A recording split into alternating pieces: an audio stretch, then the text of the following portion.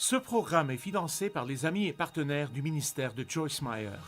Si vous regardez d'un œil trop surnaturel ce que signifie être dirigé par le Saint-Esprit, vous manquerez souvent ce que Dieu veut vraiment que vous fassiez, car souvent, la manière dont Dieu nous parle et traite avec nous est beaucoup plus normale que vous le pensez.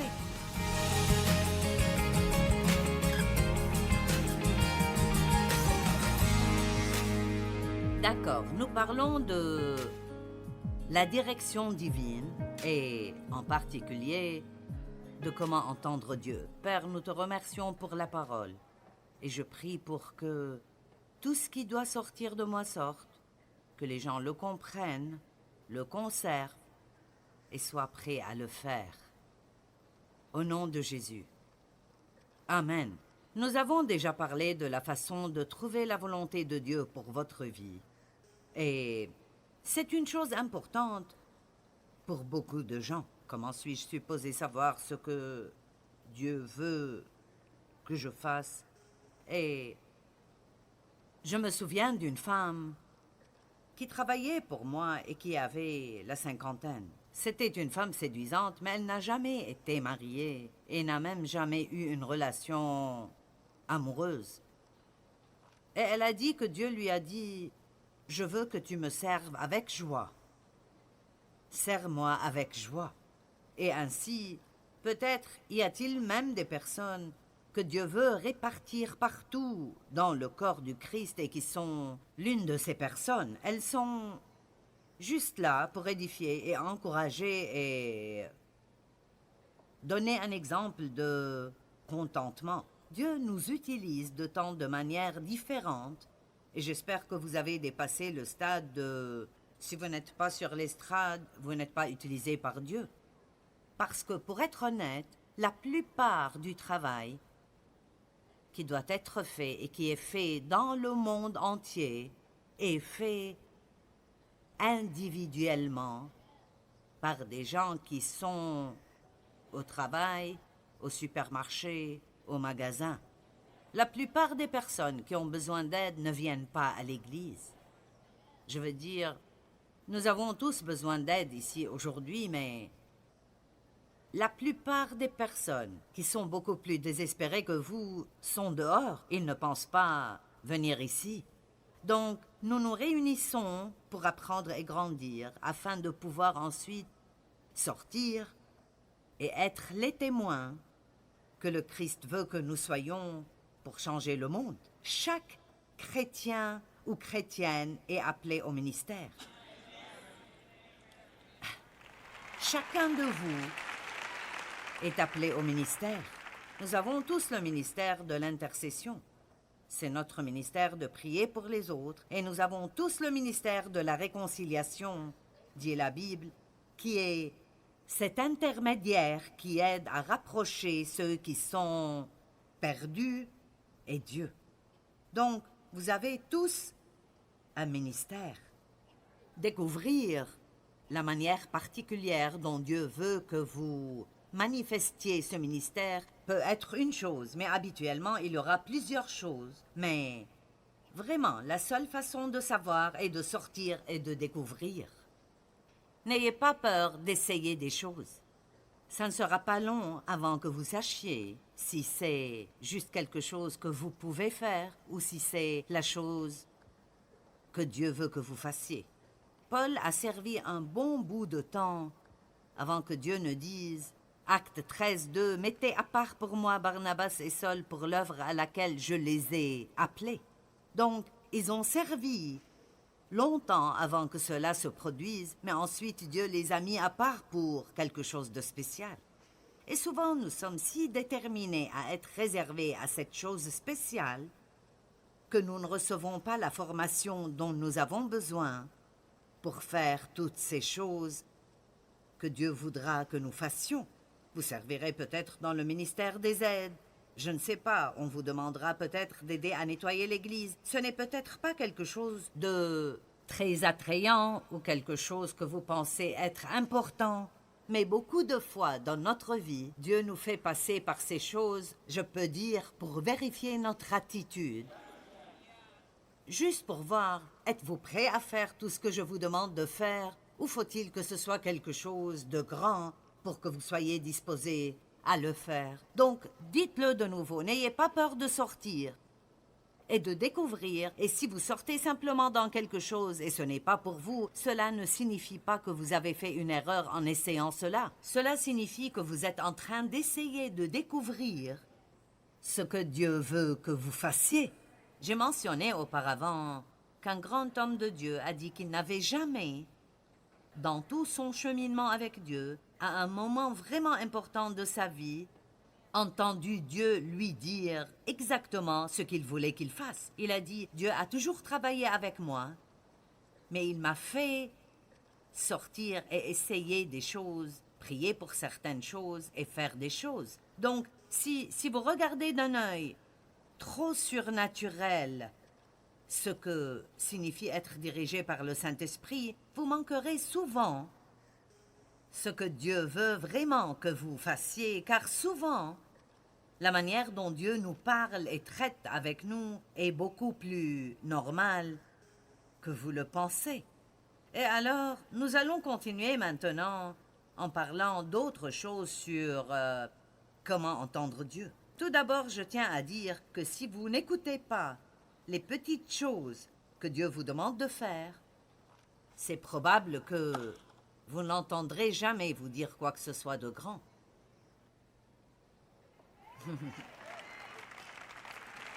Amen. Vous avez entendu certaines de ces histoires. Donc je ne vais pas en parler trop longtemps, mais lorsque Dieu a commencé à m'appeler au ministère dans les années 70, j'avais déjà 3 enfants et il est évident que je ne pouvais pas aller à l'école biblique. Mais même si vous ne pouvez pas aller étudier pour être formé pour le ministère, vous pouvez toujours aller à l'école du Saint-Esprit. Vous pouvez toujours demander à Dieu de commencer à vous entraîner là où vous êtes, dans tout ce que vous faites. J'étais une femme au foyer et une partie de ce temps, je travaillais toujours à temps plein, mais après un certain temps, comme je n'avais plus le temps d'étudier, j'ai senti que Dieu voulait que je quitte mon travail et que je passe du temps à étudier la Bible. J'avais un rêve dans mon cœur, mais rien n'indiquait que cela arriverait un jour. Souvent, vous voudrez peut-être faire quelque chose, mais si vous ne prenez pas le temps de vous préparer, vous ne serez jamais libéré pour faire ce que Dieu veut que vous fassiez. Donc, quand j'ai quitté mon emploi, nous devions faire un grand pas dans la foi car nos factures étaient 40 $ de plus par mois que notre revenu serait. Et alors, j'ai appris à faire confiance à Dieu pour de l'argent. Et la plupart des choses qu'il a faites pour nous étaient apparemment de toutes petites choses, mais elles m'ont vraiment aidé à bâtir ma foi en Dieu. J'avais quelques amis et, vous savez, nous faisions des choses comme aller au marché agricole 1 fois par semaine et il y avait une épicerie près de chez moi et j'avais donc l'impression de finir dans l'épicerie 2-3 fois par semaine. Et aussi unique que cela puisse paraître, Dieu m'a appris certaines des leçons les plus profondes que j'ai apprises et qui m'ont aidé toutes mes années de ministère dans cette épicerie. Et vraiment, je vous le dis parce que je peux vous inciter à regarder comment Dieu essaye de vous enseigner à travers les choses ordinaires de la vie de tous les jours. Vous pouvez apprendre des leçons incroyables tout en poursuivant votre vie quotidienne. Donc, une des premières choses que Dieu a commencé à traiter avec moi a été de remettre mon chariot dans l'espace réservé au chariot. Et vous savez, la plupart des gens ne veulent pas faire ça. Ils le laisseront au milieu du parking devant la voiture de quelqu'un d'autre et c'est incroyable à quel point nous travaillons dur pour essayer de caler les roues dans une certaine direction pour qu'elles ne roulent pas. Il faudrait moins de temps pour le remettre à sa place Mais au lieu de le faire, nous passons tout ce temps à essayer de le stationner, puis il finit par heurter la voiture de quelqu'un de toute façon. Et c'est malheureux, mais il m'a fallu 2 ans pour devenir complètement obéissante. C'était donc évident que j'étais bien loin d'être prête pour un ministère mondial. Qui comprend ce que je dis? Si vous ne voulez pas obéir à Dieu quand il vous dit de faire quelque chose, comme marcher avec intégrité ou faire quelque chose avec excellence, vous savez, c'est quelque chose que nous faisons toujours par obéissance à Dieu. Nous allons dans des hôtels et chaque fois que nous sortons, nous éteignons toutes les lumières parce que c'est quelque chose que je sentais que Dieu me mettait sur le cœur. Mon attitude pourrait être « je m'en fiche ». J'ai payé la chambre, ils doivent payer les factures. Mais vous voyez, quelle que soit la façon dont vous traitez les autres, vous semez une graine qui va vous revenir à un moment de votre vie. Donc, je n'étais pas à l'école biblique, mais c'était des leçons que Dieu m'apprenait. Il m'apprenait comment être excellente. Il m'apprenait comment être honnête. Une autre chose qu'il m'a apprise à l'épicerie est quand nous avions un budget très serré de 70 $ par semaine. J'ai donc dû utiliser mes coupons et ma calculatrice pour ne pas payer plus. Et vous avez tendance, lorsque vous allez à l'épicerie, surtout si vous avez faim, à mettre plein de choses dans votre panier. Et quand vous arrivez au dernier rayon, vous réalisez que vous ne pouvez pas tout payer. Et vous devez donc décider ce que vous pouvez garder et ce que vous ne pouvez pas garder. Et moi, comme beaucoup d'autres personnes à cette époque, je prenais simplement ce que je ne voulais pas et le mettais n'importe où dans le magasin. Vous savez, c'est pour cela que vous trouvez une laitue avec les produits de nettoyage à l'épicerie. Ce sont des gens qui sont comme j'étais, qui font ça. Eh bien, vous savez, je ne voulais pas aller du rayon du lait et des œufs qui se trouve là-bas jusqu'au rayon de légumes et fruits, vous savez, pour remettre une laitue. Pourquoi? Parce que nous sommes paresseux. Et je ne voulais tout simplement pas, et je me fichais que quelqu'un d'autre doive nettoyer derrière moi. Donc c'est une autre chose que Dieu m'a enseignée. Il disait non, remets-le là où tu l'as pris. Vous savez, il peut vous gêner. Il sait comment vous gêner. Remets-le, remets-le, remets-le, remets-le, remets-le. Et vous essayez de vous en éloigner et c'est juste... Va le remettre. Et une autre chose que j'ai apprise à l'épicerie était de lire les petits caractères sur les coupons. Par exemple, je me souviens qu'ils avaient très souvent des poules en vente, 3 pour $1 ou quelque chose comme ça. C'était depuis longtemps que vous obteniez 3 poulets pour $1. Et puis, vous savez, quand vous devenez chrétien, un chrétien sérieux, vous commencez à remarquer les petits caractères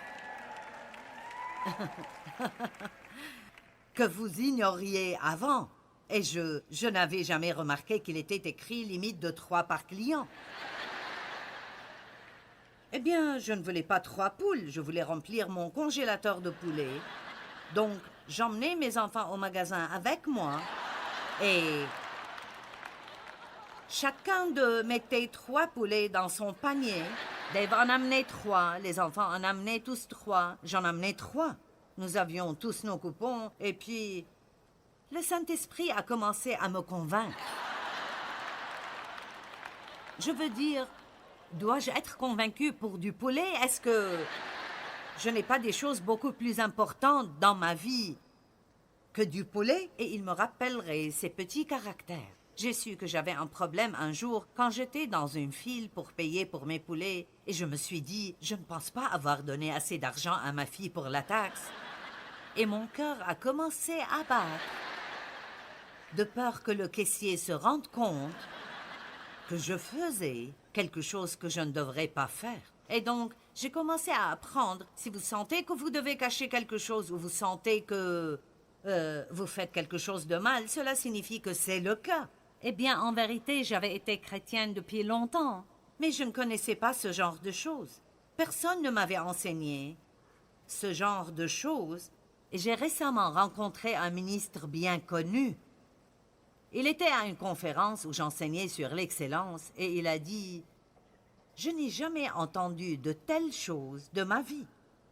Maintenant, comment pouvons-nous être adultes et ne pas savoir ce que sont l'excellence et l'intégrité? Pourtant, beaucoup de gens dans le monde ne le savent pas, et c'est pourquoi le monde est dans cet état-là.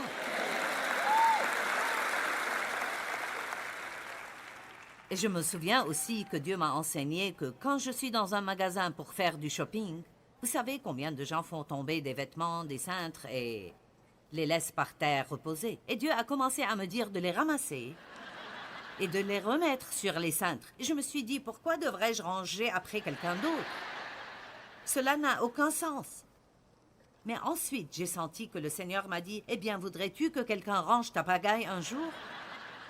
Et donc maintenant, Dieu pourvoit, et cela depuis des années, toute l'aide dont j'ai besoin pour que je puisse faire ce que je fais. Écoutez-moi bien. Parfois, quand vous, ou nous, quand nous désobéissons à Dieu dans certaines de ces petites choses, nous ne réalisons pas vraiment que nous nous créons un problème que nous devrons régler plus tard. Donc, quand Dieu vous donne une petite chose à faire, gardez en tête que, quoi que Dieu dise, ce n'est pas quelque chose de petit. Donc, si Dieu décide de vous en parler, alors c'est une grande chose, une chose importante dans votre vie. Et vous devez simplement obéir avec l'obéissance des enfants. Amen? Tout comme un petit enfant. Cela peut sembler stupide, une obéissance enfantine. Je pense que rien ne nous lie plus étroitement avec Dieu dans une relation proche que d'être un enfant de Dieu qui est prêt à faire de petites choses apparemment stupides juste parce que vous croyez que c'est ce que votre Père veut que vous fassiez. Je répète, si nous n'obéissons pas à Dieu dans de petites choses, nous allons probablement manquer beaucoup de choses importantes que nous aimerions faire. Que pensez-vous de si quelqu'un vous rendait trop de monnaie? Est-ce que vous la rendez ou vous pensez « Oh mon Dieu, Dieu me bénit » ?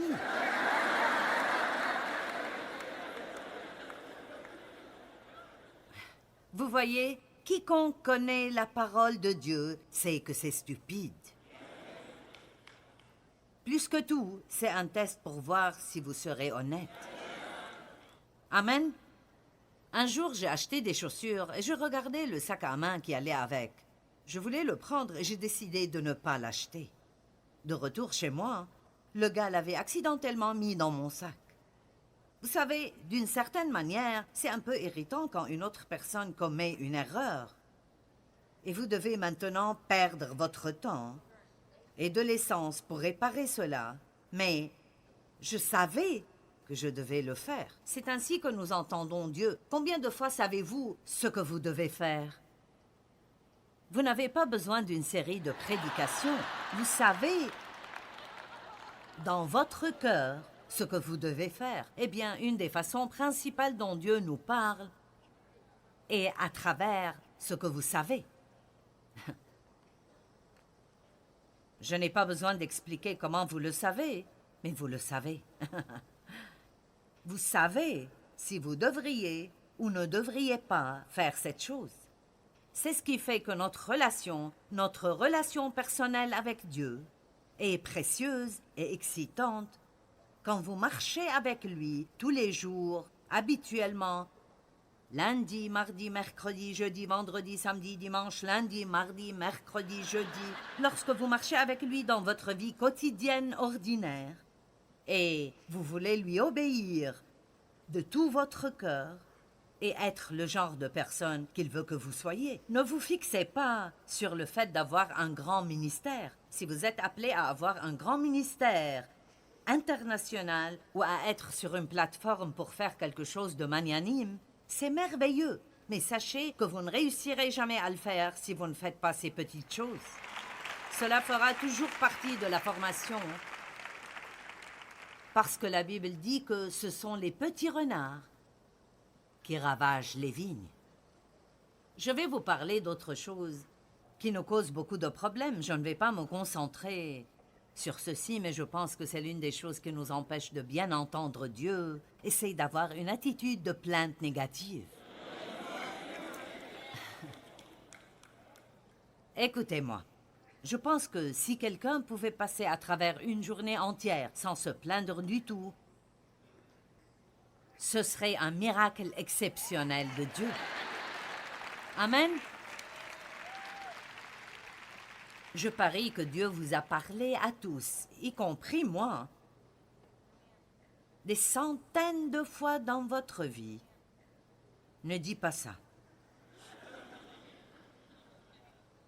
Personne? Je suis la seule? Vous savez, je me prépare à dire quelque chose. Parfois, je remarque que je me prépare à dire quelque chose et le seul but est d'attirer l'attention sur moi. Vous savez, parfois nous voulons dire quelque chose de mignon, d'intelligent ou d'amusant, mais c'est vraiment pour attirer l'attention sur nous-mêmes. Lorsque vous pouvez commencer à être vraiment très honnête avec vous-même et à vérifier pourquoi vous faites les choses, vous pouvez commencer à mûrir rapidement. Et c'est arrivé souvent dans ma vie que Dieu ait simplement dit « Tu n'as pas besoin de dire ça ». J'aurais aimé pouvoir dire que je suis toujours obéissante et que quand il me dit de ne pas dire quelque chose, je ne le dis pas, mais je ne suis pas encore là. Dieu merci, je ne suis pas là où j'étais, mais je ne suis pas là où je dois être non plus. Cependant, je suis heureuse de continuer à progresser. Tout cela est destiné à nous aider à être plus obéissants. Vous savez, la Bible dit « Arrêtez et sachez que je suis Dieu ». Et donc, beaucoup de ce savoir est un type différent de savoir. Ce n'est pas une tête qui sait, c'est un cœur qui sait. Une grande femme missionnaire. Je ne connais pas son nom, je ne l'ai même pas écrit, je ne sais pas si vous la connaissez, mais elle a fait des choses formidables dans le domaine des missions. Lorsqu'on lui a demandé comment elle savait quoi faire, j'ai adoré sa réponse comme un enfant. Elle a dit « Oh, je ne sais pas, j'ai juste ces notions WANT ». Et j'ai pensé que c'était bien. Vous savez, Dieu nous parle parfois en nous donnant simplement une idée. Mais il y a quelque chose d'un peu différent dans cette idée. Ce n'est pas juste comme une idée dans votre tête. Il y a quelque chose de plutôt spécial dans cette idée. Pendant la pause, j'ai discuté avec quelqu'un à propos de comment je décidais et je savais ce que je pense devoir enseigner ou prêcher dans une réunion donnée que je conduis. Et je fais ça depuis très longtemps. Je veux dire, je pense qu'il y a eu un temps où j'ai enseigné 13 messages différents en un mois. Eh bien, comment puis-je savoir ce qui convient à chaque groupe? Je sors parfois des messages que j'ai prêchés au cours des dernières années, et parfois je le fais juste pour voir s'il y a un sujet qui semble correspondre. Vous savez, quand vous marchez avec Dieu et vous faites ce que Dieu veut que vous fassiez, cela semble juste. Je me sens juste à l'aise. Vous savez, personne n'aime porter des vêtements inconfortables. Nous aimons être à l'aise, et j'aime être à l'aise dans ma relation avec Dieu. Et alors, parfois, il faut essayer quelques petites choses avant d'arriver à ce qui vous rend confortable. Donc, vous pouvez savoir ce que Dieu veut que vous fassiez juste avec « Est-ce que je suis à l'aise avec ce sujet? Donc, je peux avoir prêché une série de messages à un moment donné et penser que c'était vraiment le message le plus génial. Maintenant, peut-être 4 ou 5 ans plus tard, je peux les revoir et dire « Je vais prêcher cela de nouveau. Ce sera vraiment bien. » Et je peux commencer à regarder les notes et elles ne résonnent pas dans mon cœur. Elles ne m'intéressent même pas. Alors pourquoi cela intéresserait quelqu'un d'autre?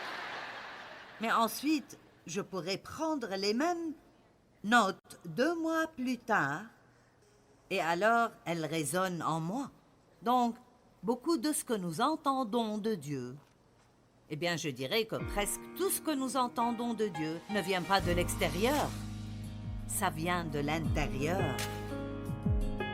Entendre Dieu est beaucoup moins compliqué qu'on pourrait l'imaginer.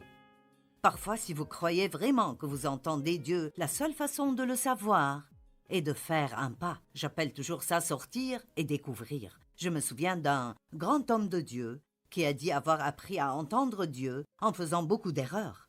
Et c'est vrai, parfois vous ne faites jamais rien si vous avez toujours peur de faire des erreurs.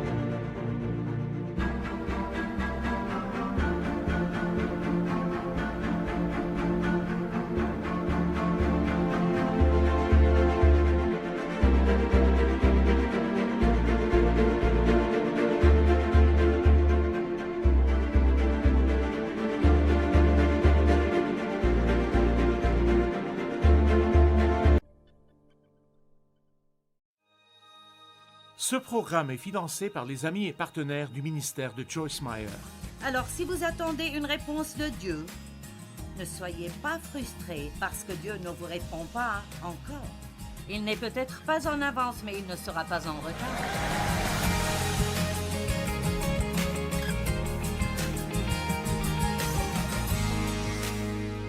La direction divine est la volonté de Dieu pour ses enfants. Ésaïe 42, 16, « Je ferai marcher les aveugles sur un chemin qu'ils ne connaissent pas. Je les conduirai par des sentiers qu'ils ignorent. Je changerai devant eux les ténèbres en lumière et les endroits tortueux en plaine. Voilà ce que je ferai, et je ne les abandonnerai et ne les délaisserai point. » Quelqu'un a besoin de recevoir cette parole aujourd'hui. J'ai lu cela, c'est un beau verset, mais c'est pour quelqu'un ici aujourd'hui. Dieu vous guidera. Vous vous sentez peut-être aveugle en ce moment, vous ne savez pas où aller. Mais Dieu dit, je ferai marcher les aveugles sur un chemin qu'ils ne connaissent pas maintenant. Je les conduirai par des sentiers qu'ils ignorent maintenant. Je changerai les ténèbres devant vous en lumière et les endroits tortueux en plaine que vous pourrez traverser. Voilà ce que je ferai, et je ne les abandonnerai et ne les délaisserai point. Allez, Dieu ne vous abandonnera pas.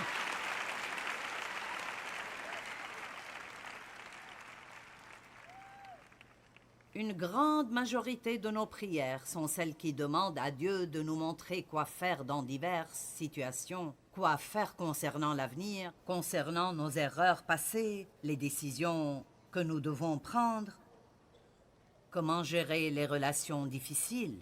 Ésaïe 30, 21 dit « Tes oreilles entendront derrière toi la voix qui dira « Voici le chemin, marchez-y ».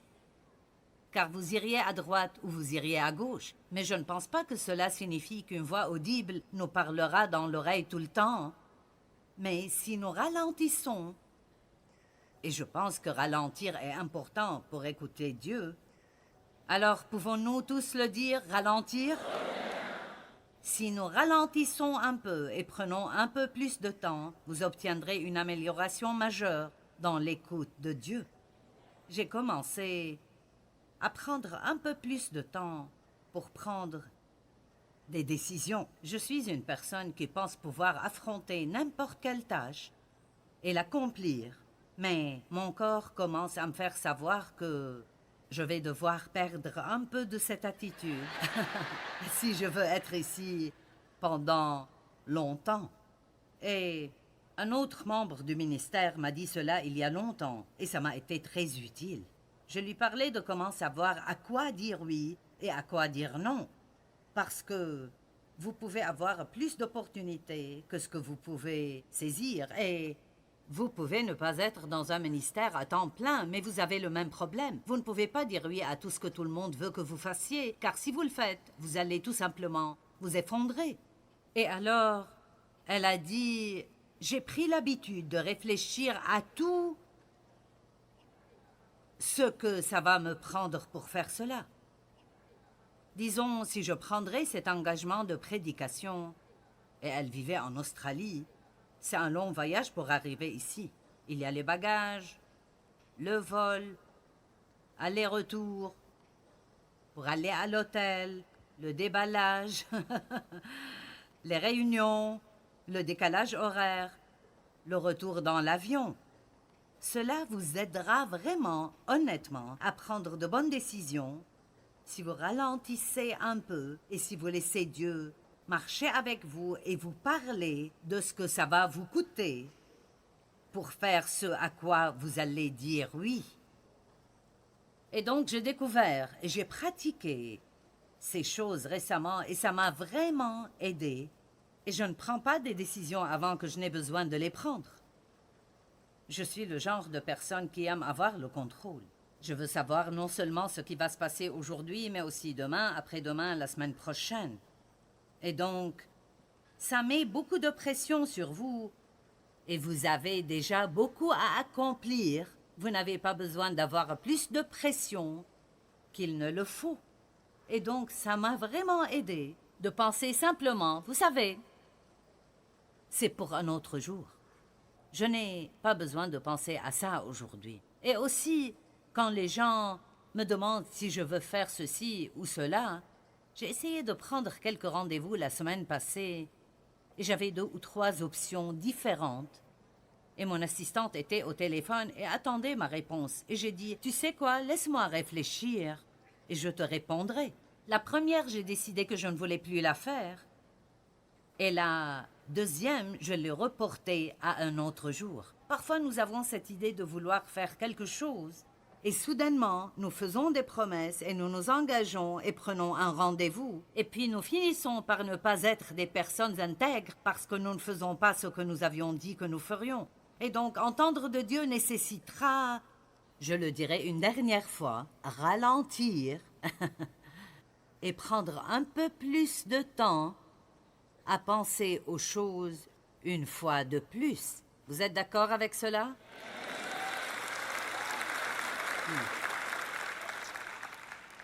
Tu entendras la voix qui dira « Voici le chemin, marchez-y, car vous iriez à droite ou vous iriez à gauche. » Maintenant, nous voudrions tous un plan pour notre vie entière. Nous voudrions connaître toutes les étapes. Nous pensons que nous le voudrions, mais ce n'est pas vrai, parce que si vous saviez tout ce que vous devriez confronter dans votre vie, vous voudriez peut-être abandonner maintenant.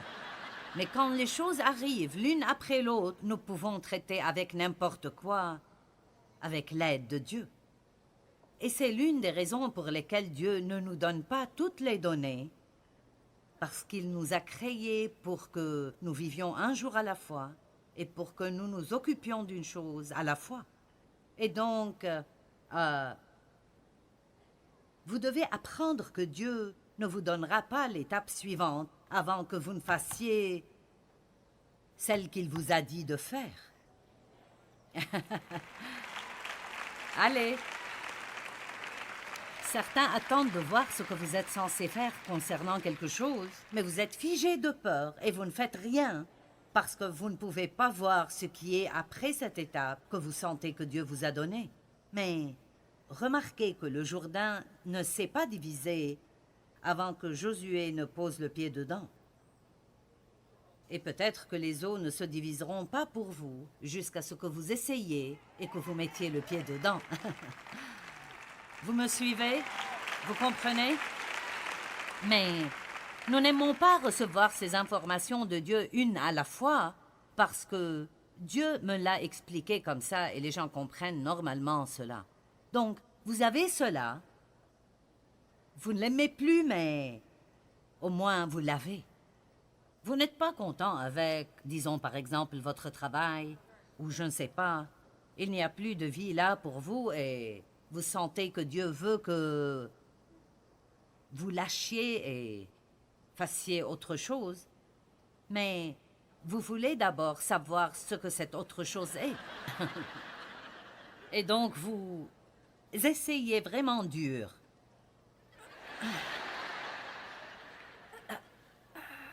Et donc vous finissez par être confus et perdu parce que Dieu gardera cette chose à cette distance de vous jusqu'à ce que vous laissiez cette chose et que vous lui fassiez confiance.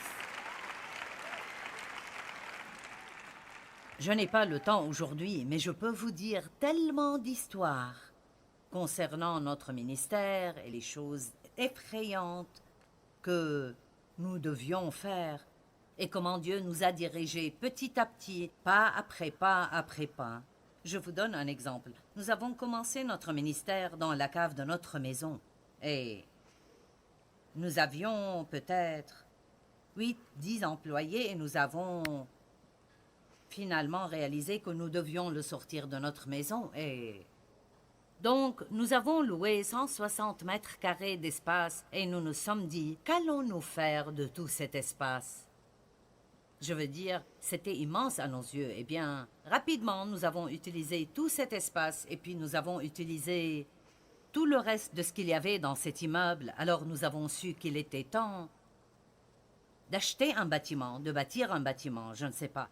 Donc nous avons failli acheter une église qui fermait et nous étions proches de signer le contrat et Dave a juste dit un jour, « Tu sais quoi? Je n'ai pas de paix à ce sujet. » Et c'était tout, vraiment. Je n'ai pas de paix à ce sujet. Et donc, j'ai dit, « D'accord, nous ne ferons pas ça. » Et puis nous avons presque acheté un autre bâtiment. Et il faisait combien de mètres ce bâtiment? Hein?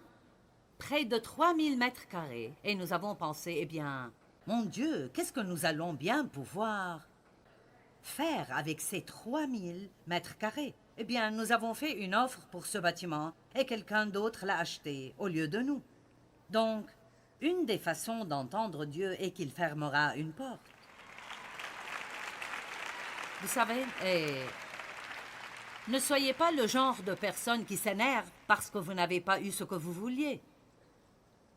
Si Dieu ferme une porte, alors vous feriez mieux de le remercier parce que ça veut dire que vous auriez fait quelque chose qui n'aurait pas marché pour vous. Autrement, Dieu peut ouvrir des portes, mais il peut aussi les fermer. Et donc, nous ne savions plus ce que nous allions faire. Nous avions vraiment besoin d'espace. Je veux dire, nous passions à la télévision et nous engagions tellement de gens. Notre ministère a triplé et nous avions des bureaux dans le corridor. Nous en avions partout où vous pourriez les mettre. Et le chemin que nous prenions pour aller au bureau était le même chaque jour.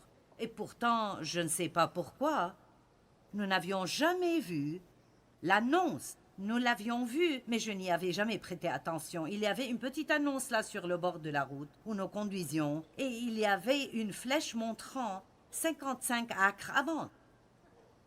Eh bien, un jour, j'ai dit à Dave, « Je me demande ce que c'est. » C'est intéressant de voir comment Dieu peut vous fermer les yeux si ce n'est pas le bon moment et il peut vous faire voir des choses si c'est le bon moment. Et donc, nous sommes allés et nous avons vu les 55 acres. Et ce serait vraiment merveilleux, mais personne ne sait ce que ça coûterait. Et nous avions une certaine somme d'argent. Et donc, nous avons parlé à la femme qui l'a possédé et quelqu'un d'autre lui avait offert la même somme d'argent que nous pouvions offrir 2 ans auparavant et elle ne voulait pas vendre alors. Mais Dieu nous a donné la faveur avec elle et elle nous l'a vendue pour cette même somme. Et c'est là que notre propriété est maintenant. Et c'est combien de mètres carrés?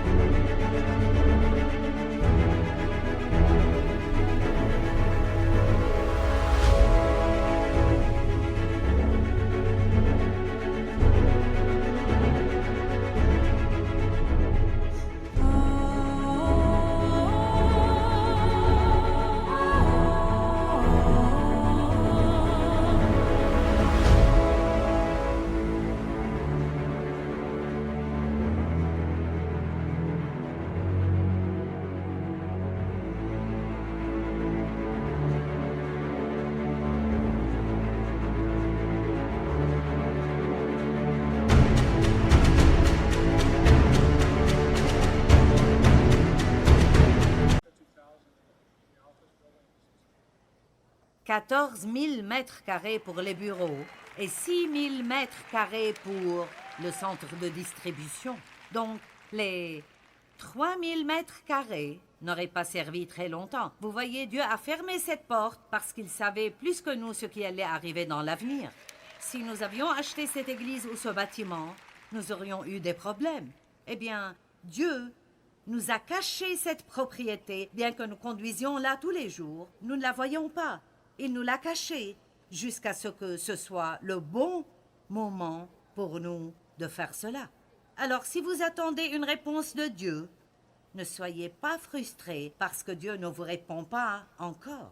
Il n'est peut-être pas en avance, mais il ne sera pas en retard. Allez! Quand le moment viendra, et à chaque fois que le diable essaie de vous décourager, dites simplement « Dieu me parlera au bon moment ». Il ne m'abandonnera pas. Dieu me montrera quoi faire quand j'ai besoin de le faire. Et je suis particulièrement triste parfois pour les jeunes gens qui quittent l'école ou l'université parce que tout le monde veut demander à cette personne « Que vas-tu faire de ta vie ?» Allez, certains ont 50 ans et vous ne savez toujours pas que faire de votre vie. Vous savez, vous essayez toujours de découvrir. Et nous critiquons ces jeunes gens de 18 ans à 22 ans. Vous savez, que vas-tu faire? Ne pensez-vous pas qu'ils en ont marre de devoir essayer de répondre à cette question? Je veux dire, je pense que nous pouvons demander, mais s'ils disent « je ne sais pas encore », ne les dérangez pas avec. Vous savez, on s'en fout. Peut-être que vous passerez les premières 10 années à faire des choses qui n'ont rien à voir avec ce que vous allez faire à la fin, mais vous aurez des expériences partout où vous allez qui vont ultimement être utilisées dans votre vie un jour plus tard.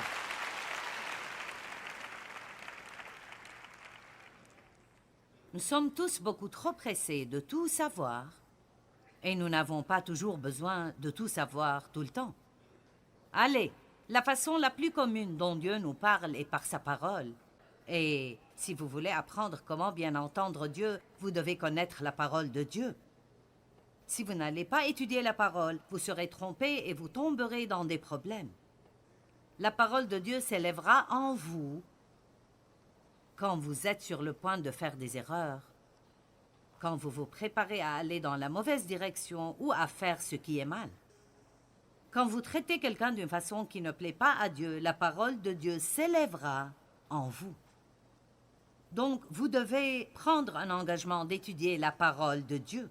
J'aimerais vraiment pouvoir voir toute et chaque personne passer quelque temps dans la parole tous les jours.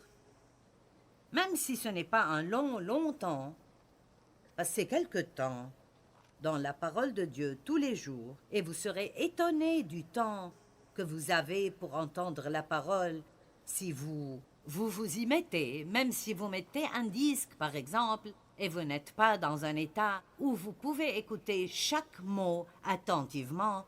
Laissez cette parole agir, et si vous devez écouter cela 4 ou 5 fois avant de tout comprendre, c'est mieux de faire cela que de gaspiller notre espace cérébral ou, vous savez... Nous pensons continuellement à des choses qui ne porteront aucun fruit de toute façon. Aimez la parole de Dieu. Car les armes avec lesquelles nous combattons ne sont pas charnelles, mais elles sont puissantes par la vertu de Dieu pour renverser des forteresses. Nous renversons les raisonnements et toute hauteur qui s'élève contre la connaissance de Dieu, et nous amenons toute pensée captive à l'obéissance de Jésus-Christ. En d'autres termes, il y a beaucoup de voix dans le monde aujourd'hui, des voix naturelles ou surnaturelles qui essayent de nous parler, mais si nous connaissons la parole de Dieu, nous reconnaîtrons ceux qui ont raison d'après la parole de Dieu et ceux qui ont tort d'après la parole de Dieu. Si vous vous attachez à la parole, vous connaîtrez la vérité et la vérité vous affranchira. Maintenant, l'une des façons dont nous entendons de Dieu, et ceci est un fait pour Dave et moi, est à travers la sagesse et le bon sens. Et je ne le dis pas pour me vanter, c'est juste un fait. Dave et moi avons beaucoup de bon sens. Vous savez, le bon sens peut être plus précieux pour vous que beaucoup d'éducation parfois. Il y a beaucoup de choses pour lesquelles nous n'avons pas besoin d'entendre de Dieu. C'est juste le bon sens. Ne dépensez pas plus que vous ne gagnez. N'allez pas acheter une nouvelle voiture si vous n'avez pas les moyens de payer, et ça mettra juste de la pression sur vous. Tout d'abord, Dieu ne met pas de pression sur nous pour que nous prenions des décisions. Amen. Quand quelqu'un vous presse de prendre une décision, vous pourriez bien dire maintenant, ce n'est pas Dieu. S'il vous plaît, prenez un peu de temps. Si vous allez acheter quelque chose, spécialement quelque chose de cher, prenez votre temps. Éloignez-vous de la vitrine des bijoux. Éloignez-vous de la salle où ils mettent toutes les voitures polies et qui semblent être les plus belles choses que vous ayez vues. Pensez à comment elles seront après qu'elles soient remplies d'emballages de McDonald's ou de verres de Starbucks et qu'il y ait de la boue dessus et les quelques égratignures sur les portes quand les gens y frappent leurs portes. Et puis vous vous demandez, quand cela arrivera, voudrais-je payer 700 $ par mois pendant 7 ans pour l'avoir? Amen? Allez, un peu de bon sens ici. Une autre façon dont Dieu peut nous parler très clairement est à travers nos erreurs passées. Peut-être que vous avez fait des erreurs dans votre vie, mais faites-vous une faveur et bénéficiez-en au lieu de continuer à vous sentir coupable de les avoir faits. Proverbe 3:11. Mon fils, ne méprise pas la correction de l'Éternel. Apprends de tes erreurs et des épreuves qui viennent à travers sa discipline. N'est-ce pas bon? Apprenez de vos erreurs. Une chose à propos de faire des erreurs. Si vous n'apprenez rien d'autre, apprenez à ne pas refaire cela. C'est pour cela que parfois, c'est sage, si vous ne savez pas ce que vous êtes censé faire de votre vie, d'essayer quelques trucs parce que si ça ne marche pas, au moins vous savez que ce n'est pas cela. Mais ce que nous devons faire, c'est dépasser cette peur anormale d'avoir tort. Nous ne pouvons pas supporter penser que nous avons tort ou que nous devrons dire à quelqu'un que nous avons tort. Nous disons aux gens « Oh, Dieu a dit ceci et Dieu a dit cela ». Et puis quand ça devient clair que Dieu n'a pas dit cela parce que ça ne marche pas, alors nous faisons une autre erreur en essayant de la couvrir avec une autre excuse. Je ne sais pas pourquoi nous ne pouvons pas juste dire « Je pensais que c'était Dieu, mais ça ne l'était pas ». Tout le monde passe par cela et nous irions beaucoup mieux si nous étions juste honnêtes à propos de trucs comme ça. Nous apprenons tellement des expériences de la vie. Dieu nous parle à travers nos propres pensées. Et cela ne veut pas dire que toute pensée est de Dieu, mais c'est comme l'une de ces pensées ointes, c'est quelque chose qui résonne en vous. Vous vous sentez bien à ce sujet, ça semble être bon. Proverbe 16:3 dit « Recommande à l'Éternel tes œuvres, confie-les complètement à Dieu. Il rendra tes pensées conformes à sa volonté et tes projets réussiront. » N'est-ce pas bon? Donc parfois, et j'espère que vous voyez que beaucoup de cela est simplement... Ce n'est pas de rester à flotter sur notre nuage surnaturel. Oh, c'était Dieu. Parfois, Dieu vous parlera à travers une voix familière. Quand Dieu a appelé Samuel, Samuel pensait que c'était Élie qui l'appelait, parce que c'est la voix à travers laquelle il avait coutume d'entendre Dieu parler. Et donc, il y a des gens qui m'ont dit « J'étais sur le point de faire ça et j'ai entendu ta voix dans ma tête me dire... »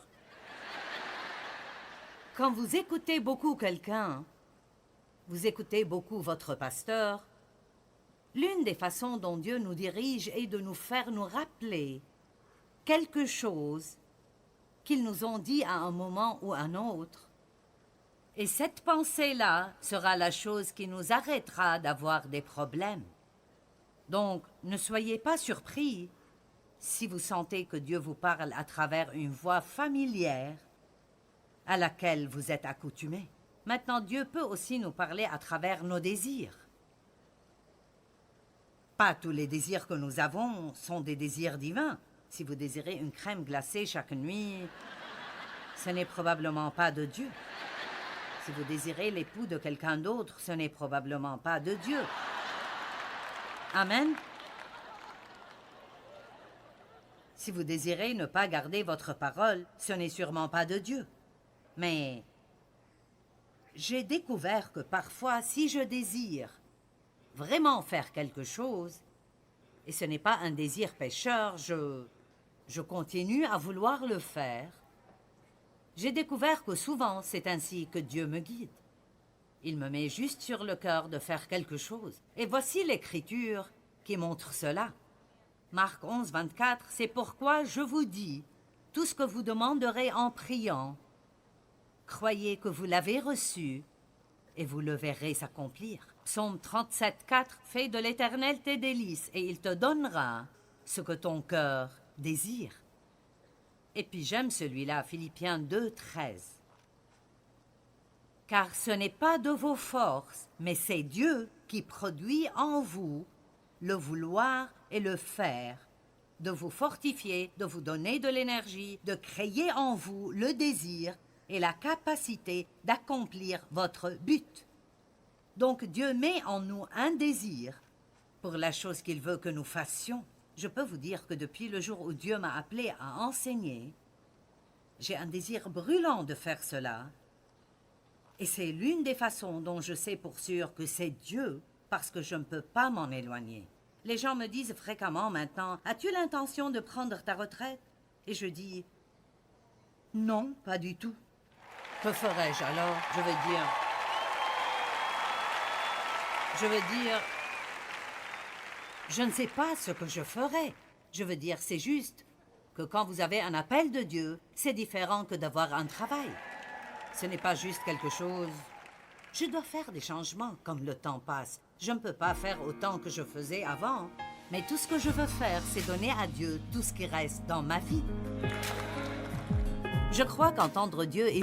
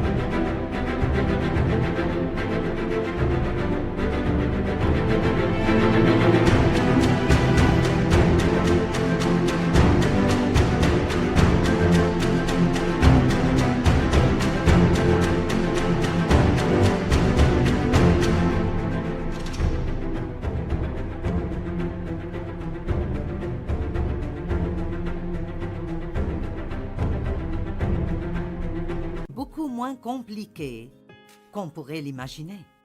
Parfois, si vous croyez vraiment que vous entendez Dieu, la seule façon de le savoir est de faire un pas. J'appelle toujours ça sortir et découvrir. Je me souviens d'un grand homme de Dieu qui a dit avoir appris à entendre Dieu en faisant beaucoup d'erreurs.